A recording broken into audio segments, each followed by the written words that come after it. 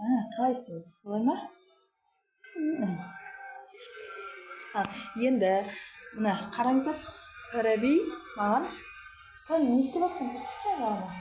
Екеуміз үйді жинап тастадық, мен тап-таза. Фараби ойыншықтардың барлығын жинады. Міне күнде маған жәрдем береді. Ойыншықтардың бәрін жинады. Ана ағасының киімін жинап қойды. Мына жерде, мына жерде, міне не істеп жатыр, қараңыздар. Фараби, не істеп жатсың? Үй жинап жатсың ба? Маған көмектесесің, иә? Мыналарды қараңдар, міне.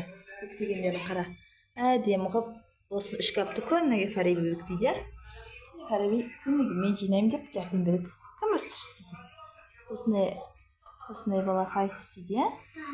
Ақылы көп оның. Мына жердің бәрін мен жинаймын дегенше ойыншықтың бәрін жинап қойды. Күшті.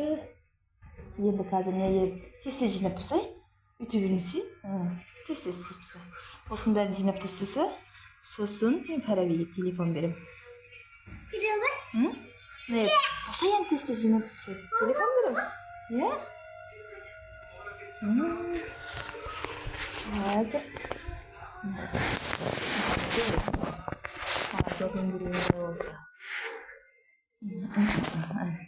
Болды, әдемілеп бүктесең, әне. Бәрін жинап тастайды.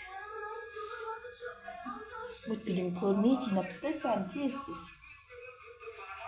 Иә, Фараби? Бұл мен қамыр неғам, сен күтіп отырмын.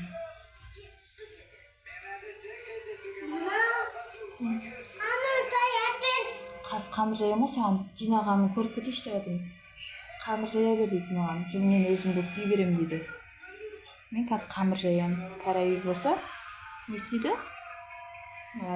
Босайын, Фараби.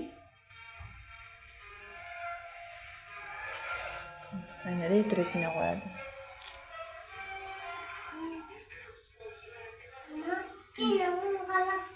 Бопты. Бұл енді сапысты. Бәрін жинап қойды.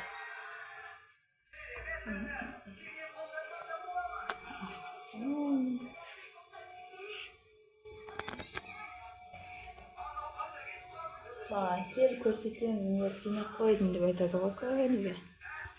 Вообще-то осы жинайды. Міне, көрдіңдер ма? Міне, есігін жауып қоямыз. Ана есігін алып келіп қой. Бәрін өзі жинап қояды. Аяғын бағила. Бұған жәрдем берген аяғын қысып алады дейді.